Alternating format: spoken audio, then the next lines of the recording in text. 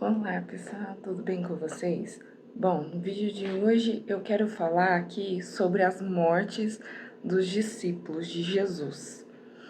Como todos sabem, os discípulos de Jesus só tiveram uma verdadeira versão após a ascensão de Jesus. Isso a gente vai ver em Atos capítulo 1.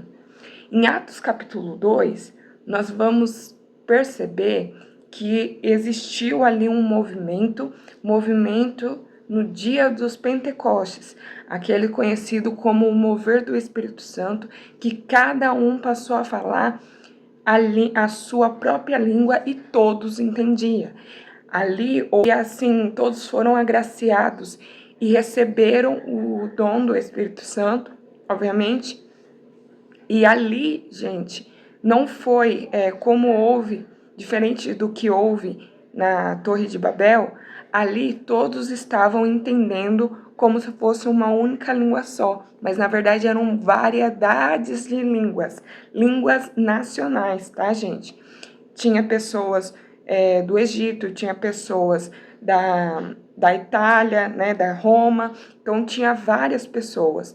E ali, aquele momento, é que os discípulos de Jesus passaram a verdadeiramente acreditar que Jesus é o Filho de Deus, que Jesus ele salva, que Jesus liberta.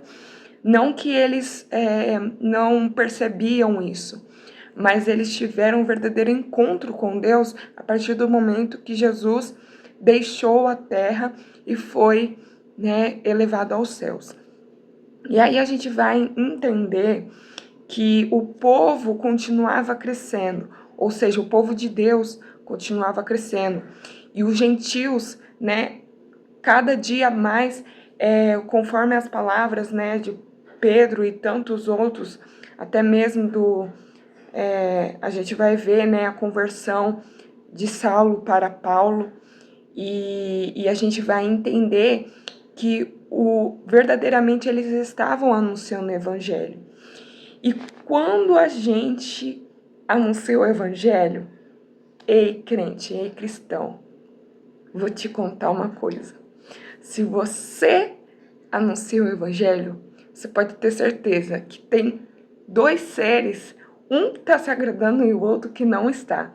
E esse que não está é invejoso. E ele vai fazer de todas as formas para tentar te derrubar, para tentar te desanimar, para te colocar para baixo, trazer depressão, trazer ansiedade. E isso falando nos dias atuais, né?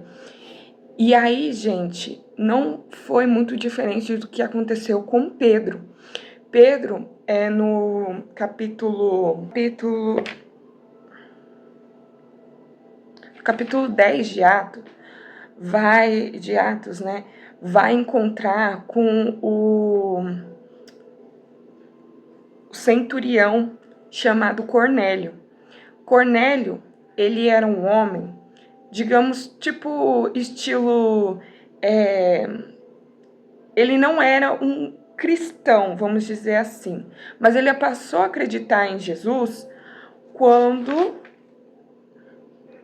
ele recebeu, né, centurião italiano, ou seja, ele fazia parte, né, da guarda da Itália, né, em Roma, e ele envia agora 3 servos em busca de quem? Do servo de Deus. Quem era o servo de Deus que estava, né, em alta? Era Pedro.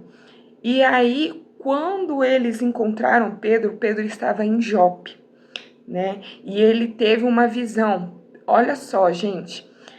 Cornélio, que não era cristão, ouviu a voz de Deus e recebeu a voz de Deus em seu coração. Porém, Pedro, servo do Senhor Jesus Cristo, olha só, continuou sendo aquele mesmo Pedro que Jesus sempre falava: Pedro, Pedro, se acalma. Ele era um pouco, né, nervoso.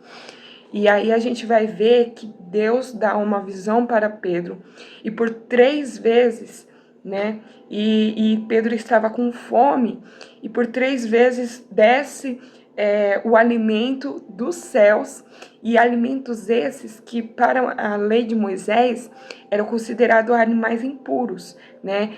Quais animais são esses? Esses animais a gente vai entender em Levítico.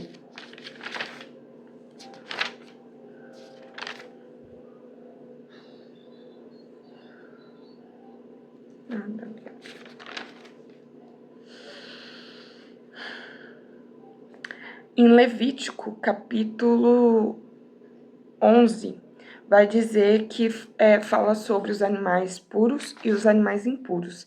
E aí, se você ler Levítico capítulo 11 e o 12, vocês vão entender melhor do que eu estou falando. E aí, gente, o que acontece? O Pedro recebeu a visão de animais, né, em um lençol. É uma coisa divina, uma coisa graciosa. E ele falou, mas eu não posso comer. A lei de Moisés diz que eu não posso comer. E aí, por causa da religiosidade, Pedro perdeu a bênção naquele momento, naquele instante. Ele estava com fome, Deus trouxe comida do céu para ele e ele rejeitou o manjar de Deus por 3 vezes. Olha, Pedro aí negando, né, o ministério dele e agora diretamente com o próprio Deus. E aí, gente, Deus pega e fala assim para ele: por que você fala que é impuro sabendo que foi purificado? Né? Tudo aquilo que é purificado e é aquilo que Jesus falou, né? Comer de tudo o que se vende no mercado sem perguntar qual é a procedência. Por causa do quê? Por causa da consciência, né? E isso daí, Paulo quem vai dizer? Isso por quê?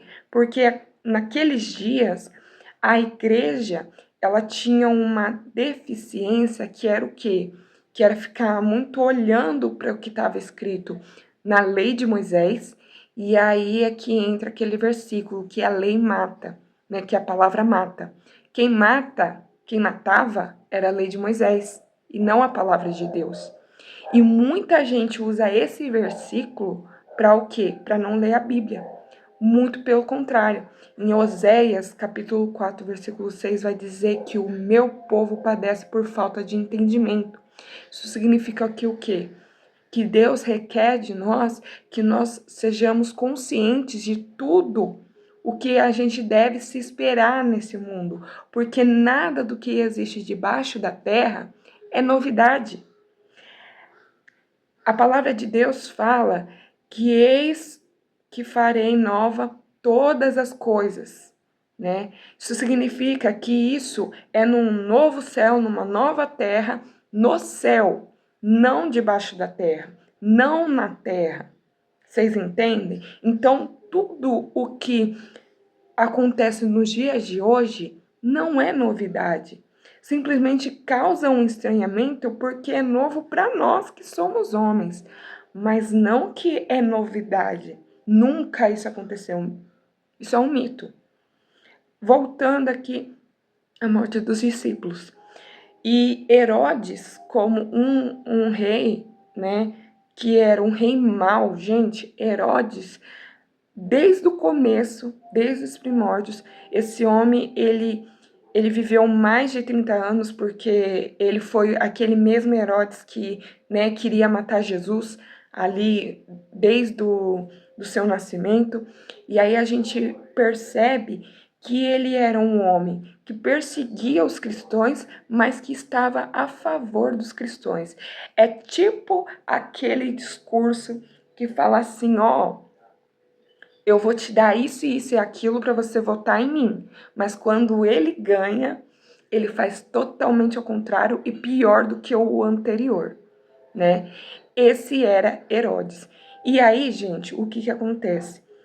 Agora Herodes vai começar a perseguir os cristãos, porque como aconteceu lá no tempo de Moisés, que Moisés tinha acabado de nascer e o rei falou assim, Faraó falou assim, vamos matar todos os homens porque essas mulheres aí não param de parir. E aí aconteceu quase a mesma coisa com Herodes, só que agora um pouquinho pior, porque ele estava matando era pessoa mesmo. Pessoa homens, né? E aí, gente, o que estava acontecendo? Tiago foi o primeiro, o filho de Zebedeu foi o primeiro a morrer. Isso está escrito em Atos, capítulo 12, né? Que vai dizer que ele foi morto a fio da espada. E aí me vem uma coisa muito interessante e muito presente nos dias atuais. Vocês sabiam que a Páscoa, a primeira Páscoa introduzida, ela foi como um ato, né, um símbolo de salvação? Sim, gente, foi isso. A primeira Páscoa está introduzida em Êxodo capítulo 12, que vai instruir a Páscoa antes que os hebreus saíssem, né, dali da terra do Egito. A partir do momento que eles fizeram a Páscoa, veio o anjo da morte durante a madrugada, matou todos os primogênitos que não tinha o sangue nos umbrais, né, das portas, e aí todos os primogênitos que não tinham o sangue do cordeiro foram mortos. Isso não é muito diferente do que acontece nos dias de hoje. Aquele que não tem a sua esperança, a sua fé em Deus, hoje a gente não precisa ter sangue nos umbrais. Hoje a gente precisa ter Jesus no coração. Se nós não temos Jesus no coração, ei, eu vou te dizer uma coisa. Aquele que crê e for batizado será salvo, porém aquele que não crê será condenado.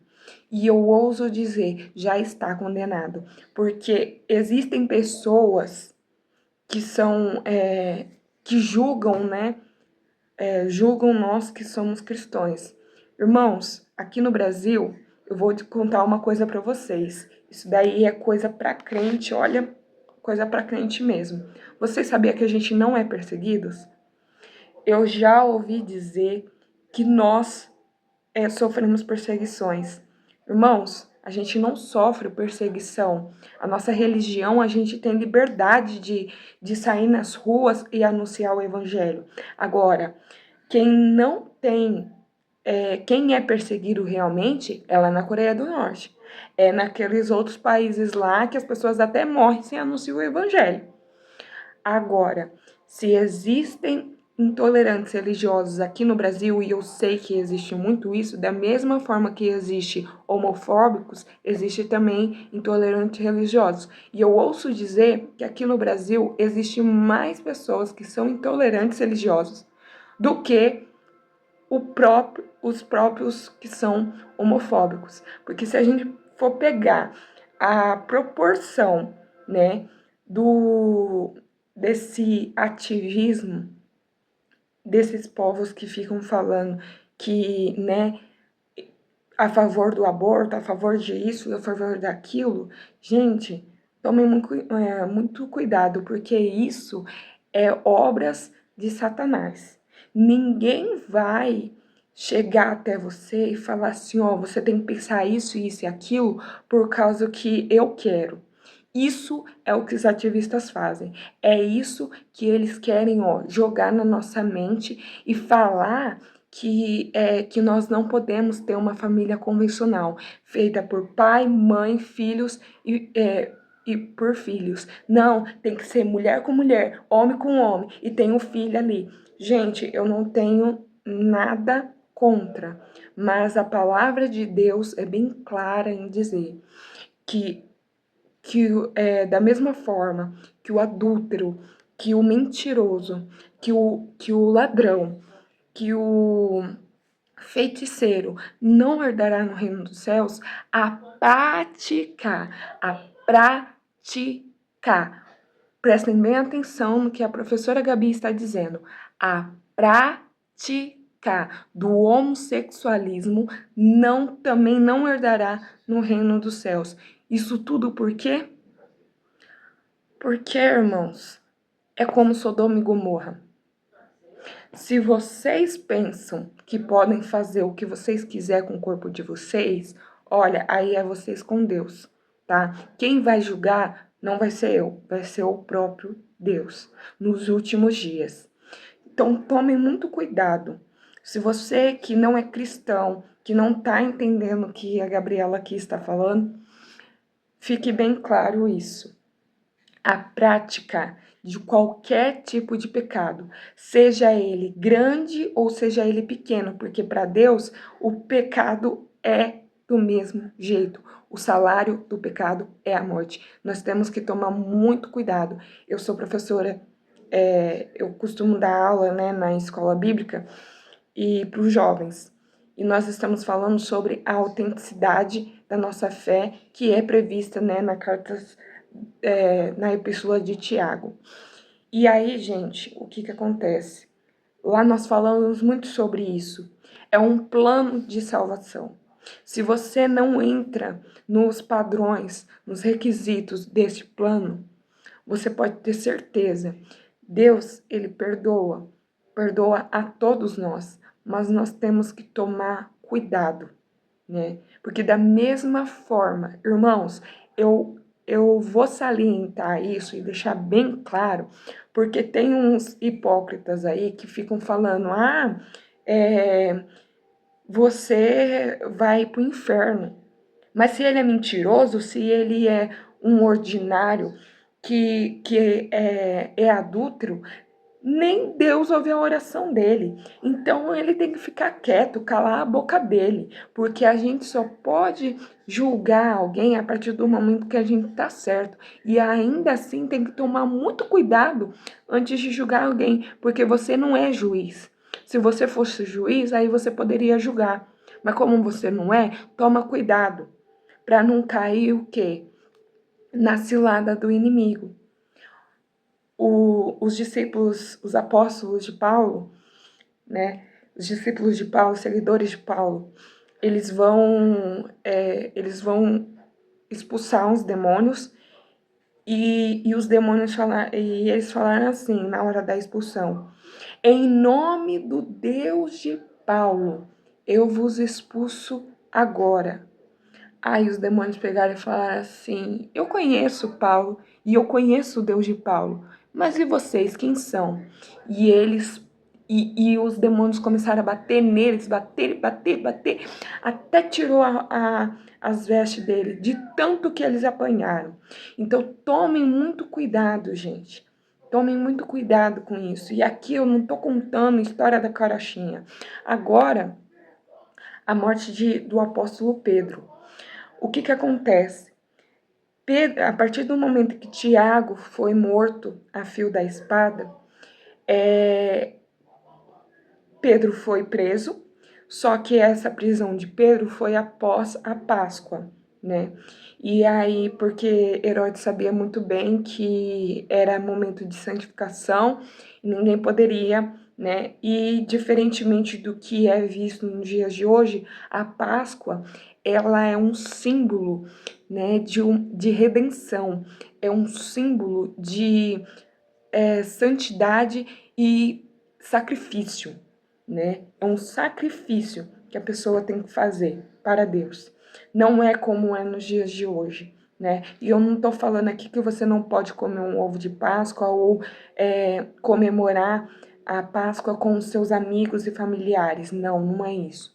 Estou dizendo que, a priori, a Páscoa ela foi introduzida para o quê? Para a remissão dos nossos pecados, né? Para que hoje a gente tivesse a chance da salvação. E muitos ainda negociam a sua fé por poucas moedas de prata, assim como foi Judas. Porque Judas era ladrão. E mesmo se ele não tivesse tirado a sua própria vida, ele teria, ainda assim, ele teria morrido e perdido a sua salvação. E sabe por quê? Porque Judas, ele era o tesoureiro da igreja. O tesoureiro da igreja estava roubando a igreja. No momento em que Maria coloca o unguento, né, o perfume, nos pés de Jesus e começa a limpar com os seus próprios cabelos, Judas olha aquilo e fica indignado, por causa que ele sabia muito bem que aquele unguento era muito valioso, muito caro, e que era um desperdício nos pés de Jesus. E aí Jesus pegou e falou assim, que ela estava ofertando ali o que ela tinha de mais precioso. É isso que Jesus quer de nós. Quer que nós entregamos aos pés dele o que é mais valioso, para deixar o nosso orgulho e fazer a vontade e o querer de Deus. Não significa ali que Jesus queria que a mulher jogasse o perfume nos pés dele, não. Porque ela estava fazendo isso, porque ela estava, com certeza ela estava com o coração aflito. E naquele momento foi uma atitude que ela teve para se entregar e se jogar nos pés de Jesus, para que ela pudesse ser perdoada e livre do seu pecado. E isso Judas não estava entendendo. Então a gente tem que tomar muito cuidado. Será que nos dias de hoje a gente tem os mesmos comportamentos que Judas Iscariote teve? Será que nos dias de hoje a gente tem os mesmos ímpetos, os mesmos anseios que Pedro teve antes da sua conversão? Tomem cuidado com isso, irmãos. E o apóstolo Pedro, ele foi para ser entregue numa cruz. Ele iria ser entregue na cruz assim como foi Jesus. Mas a diferença entre Pedro e Jesus é que é uma diferença bem discrepante. Mas a diferença é que Jesus é, foi morto, mas ele ressuscitou. A mensagem da cruz é linda, a mensagem da cruz é maravilhosa, mas Jesus ressuscitou, ele vive e reina eternamente, aleluia. E Pedro, ele foi para ser entregue à morte de cruz. E aí ele pegou e fez um pedido: eu quero ficar de cabeça para baixo, porque eu não sou digno de de morrer assim como morreu o meu mestre. Então, abaixaram, colocaram a cruz dele de cabeça para baixo. E assim ele morreu. O próximo discípulo, e esse é um dos... está escrito e está registrado lá em Roma. Tem exatamente, né, o lugar aonde que Pedro foi morto. Isso tudo tem como provar, historicamente falando. Vocês podem pesquisar, tem como provar. A morte de André, do apóstolo André, ele foi morto, crucificado também, em uma forma de X. A morte de Filipe, o apóstolo Filipe, seu ministério, ele entregou, ele pregava muito e evangelizou, né, na Ásia Menor, onde ele acabou sendo morto na região da Frígia, né? Os relatos sobre a morte de Filipe são muito confusas, especialmente pela evidente confusão entre ele e o evangelista Filipe, ou seja, tinha o apóstolo Filipe e tinha o evangelista Filipe. E da mesma, Felipe, né, ou Filipe, que era o diácono, existia o apóstolo, seguidor de Jesus, e existia o diácono Filipe. Por isso que existem umas controvérsias aí, em algumas traduções, né? O próximo que morreu foi Bartolomeu. Bartolomeu, acredita-se que também conhecido como Natanael, tenha pregado na Ásia Menor também, e algumas tradições dizem que ele foi açoitado até a morte. Tomé, algumas tradições dizem que foi Tomé um missionário nas regiões da Síria e da Índia, né? Então eles ficaram ali, eles se espalharam pelo mundo pregando, anunciando o evangelho. Ali ele acabou sendo martirizado, né? Um mártir. A gente vai ver, vai entender isso, é muito interessante, né? E ele foi atravessado por uma lança, ou seja, sabe aquela lança que tem uma ponta fina, assim, bem grande? Então, ele morreu assim. Existem muitas versões da morte de Mateus, né, o apóstolo Mateus, que é o mesmo que o publicano Mateus. O martírio de Mateus, até há uma tradição que afirma que ele morreu por causas naturais. A versão mais conhecida é que Mateus foi morto na Etiópia, ferido a fio da espada. Então não se sabe ao certo de que forma ele morreu, porque na Bíblia não menciona todas as mortes, né, dos apóstolos. Judas, chamado Tadeu, e Simão Zelote, também tem muitas especulações e relatos confusos sobre a morte de Tadeu e Simão. Aqui eu não estou falando de Simão Pedro, aqui eu estou falando de um outro Simão. Tinha 2 Judas e 2 Simãos, se não me engano tinha também um outro Tiago. Não, Tiago não tinha. Há uma tradição que afirma que ambos foram mortos por espancamento na mesma ocasião, na Mesopotâmia. Porém, não há nenhuma evidência disso, né? Outras tradições também afirmam que Simão Zelote morreu crucificado. Tinham 2 João, tá? Tinham 2 Tiago. E João, né, o escritor do Evangelho também, que gosta de se falar que era o amado, foi o último dos apóstolos do Senhor Jesus Cristo a morrer, né? Segundo a tradição, ele foi perseguido e torturado, inclusive ele foi lançado em um caldeirão fervente de óleo, e é o mesmo que escreveu o Apocalipse. Foi exilado na ilha de Patmos e acabou recebendo do Senhor as revelações registradas no livro de Apocalipse, como eu acabei de dizer. Após a morte do imperador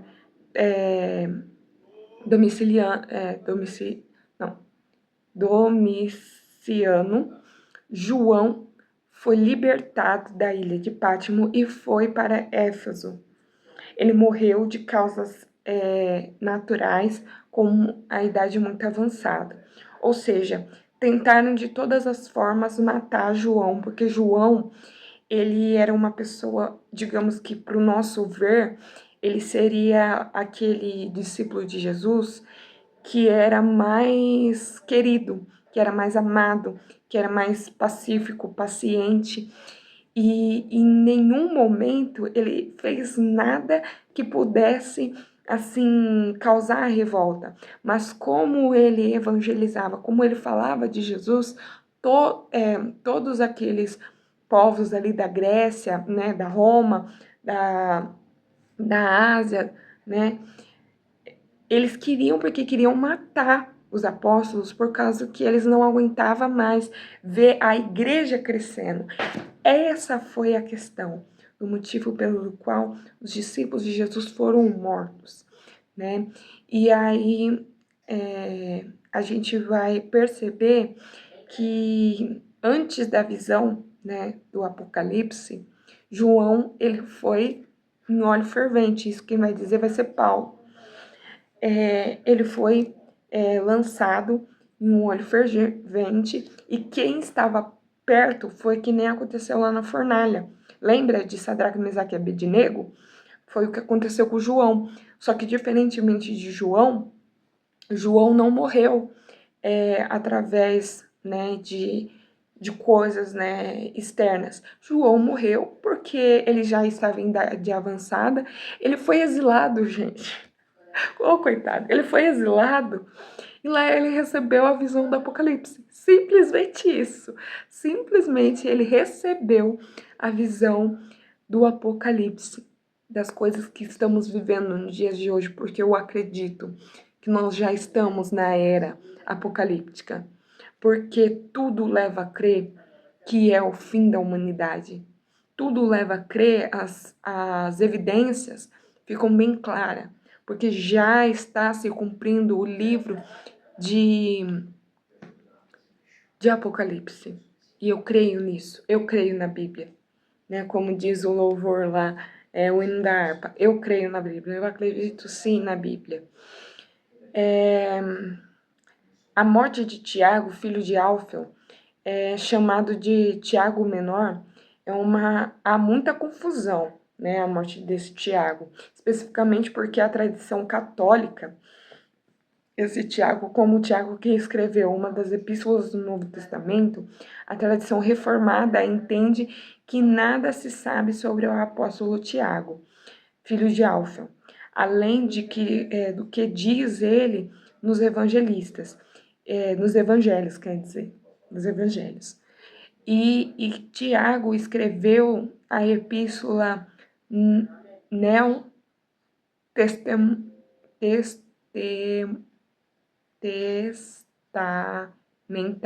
neotestamentária, irmão do Senhor Jesus.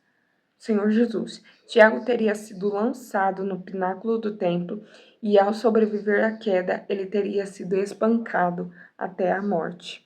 Judas Iscariote, todo mundo sabe, né? A gente não precisa nem dizer. E Matias foi escolhido para substituir Judas Iscariote, o grupo dos 12 apóstolos. Algumas tradições afirmam que ele foi missionário na Etiópia, ou seja, ele foi missionário no continente africano. Mas outras testificam que ele ficou na Judeia e acabou sendo morto pelos judeus por apedrejamento, assim como aconteceu, né, com Estevão, que era um dos diáconos, escolhido como diáconos. E por último, e não menos importante, o apóstolo Paulo, porque, vejamos, gente, Matias, ele só foi chamado, foi escolhido, né, tava ele e outro discípulo, que isso vai estar escrito em Atos, capítulo 1, né, antes do dia do Pentecoste, vai dizer que agora a igreja estava se organizando, é um momento em que os presbíteros vê que tem a necessidade de haver diáconos na igreja para organizar mais, porque a função do presbítero naquela época é como hoje é visto os pastores, né? Não se tinha pastores naquela época. Naquela época, os pastores eram de ovelhas.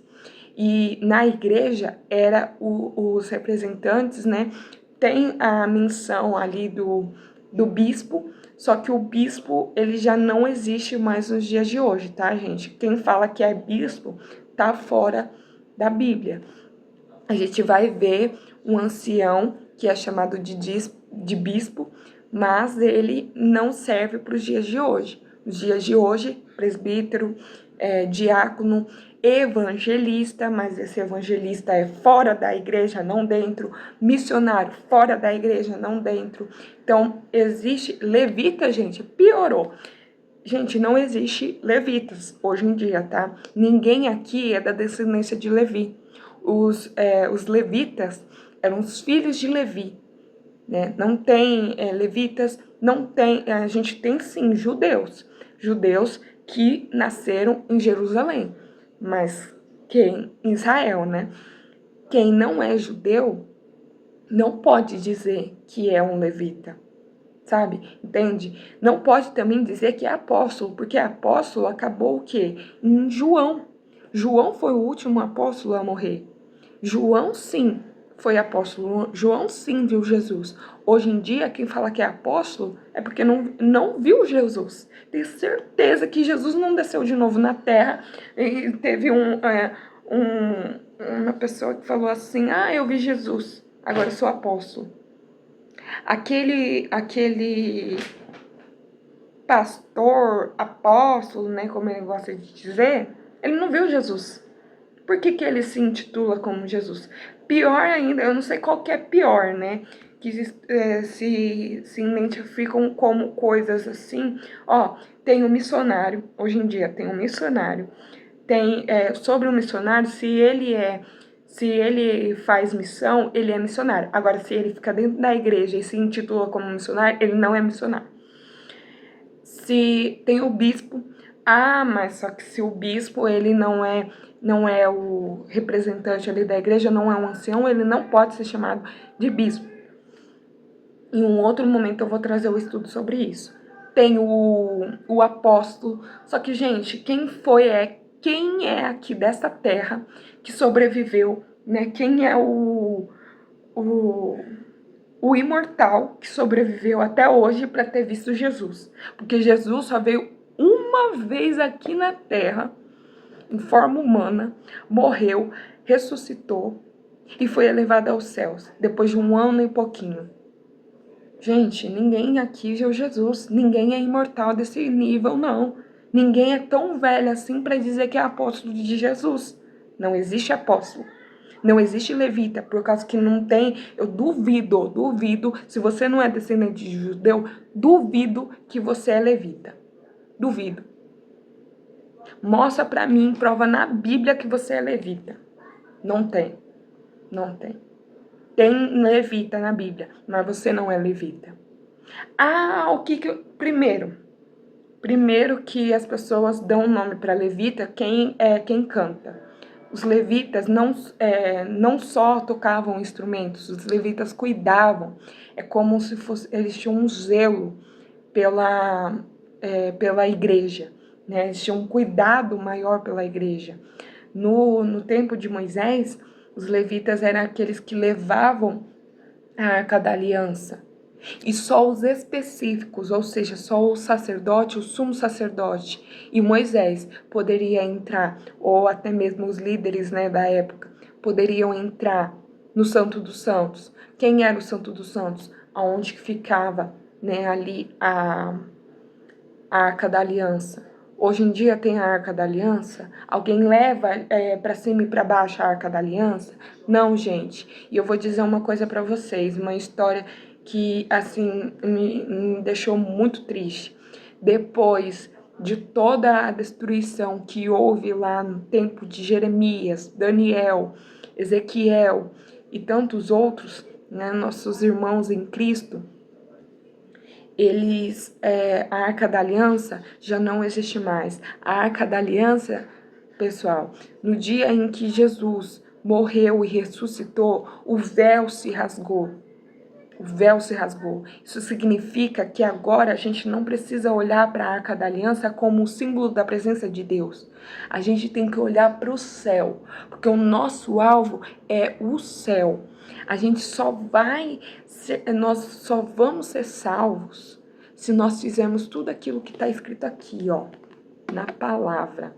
Ah, Gabriela, mas se você fala o que está escrito na palavra, eu li na Bíblia e foi o apóstolo Paulo que falou que a mulher não pode ensinar um homem. E eu vos digo, eu também levei um choque, gente, eu fiquei chocada. Eu falei assim, meu Deus, como assim? Na época o meu pastor era vivo, e aí eu peguei, não que hoje eu não tenha pastor, tá, gente? Mas o meu pastor que me pastoreou durante 20 anos da minha vida.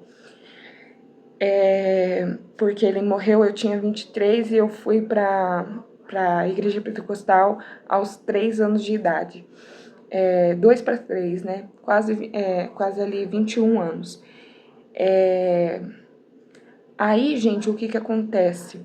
Ele falou assim pra mim, vejamos, naquele tempo a mulher não tinha direito sobre o homem, né? A mulher tinha mulheres que trabalhavam, tinha mulheres que eram tecelãs, tinha mulheres. Débora foi uma juíza, né, sobre Israel, mas a gente vai ver que essas mulheres sempre tinham um homem por trás delas, né? Como no caso de Débora era Cícera que ficava por trás. Cícera era o comandante da guarda de Israel.